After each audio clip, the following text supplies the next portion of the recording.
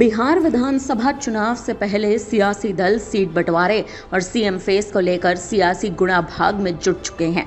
इसी बीच आज दिल्ली में आरजेडी नेता तेजस्वी यादव ने कांग्रेस अध्यक्ष मल्लिकार्जुन खड़गे और राहुल गांधी से मुलाकात की, जहां दोनों दलों के नेताओं के बीच सीट बंटवारे और सीएम फेस को लेकर बातचीत हुई। ऐसे में दिल्ली के बाद बिहार चुनाव में राहुल गांधी की दिलचस्पी और गुजरात चुनाव की तैयारी बताती है कि कांग्रेस अब चाहती है कि उसका खुद का वजूद हो।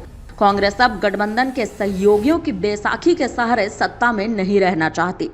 कह सकते हैं कि कांग्रेस अब प्लान बी पर काम कर रही है। शायद यही वजह है कि राहुल गांधी अब तक 3 बार बिहार के दौरे कर चुके हैं। 15 अप्रैल यानी आज हुई मीटिंग के बाद 17 और 20 अप्रैल को बिहार में भी ऐसी तमाम बैठकें होने जा रही हैं। कांग्रेस दावा कर रही है कि वे बिहार में कम से कम 100 सीटों पर चुनाव लड़ेगी, तो वहीं आरजेडी उसे 50 से 60 सीटें देने के मूड में नजर लगातार आ रही है। ऐसे में सीटों का बंटवारा महागठबंधन में आने वाले समय में बड़ी समस्या हो सकता है।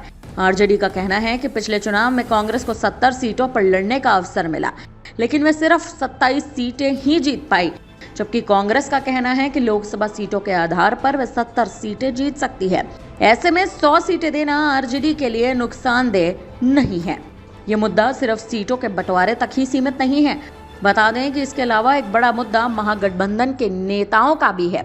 आरजेडी के अध्यक्ष लालू यादव चाहते हैं कि किसी भी कीमत पर चुनाव में गठबंधन का चेहरा तेजस्वी यादव होने चाहिए।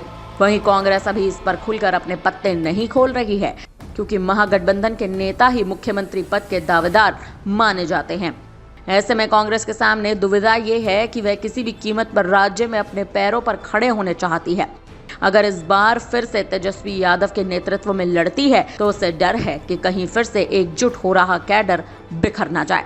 कुल मिलाकर यहाँ पर आरजेडी से ज्यादा मुश्किल कांग्रेस को है। एक तरफ वे सेफ होकर खेलना चाहती है, तो दूसरी ओर तेजस्वी को सीएम फेस भी घोषित नहीं करना चाहती।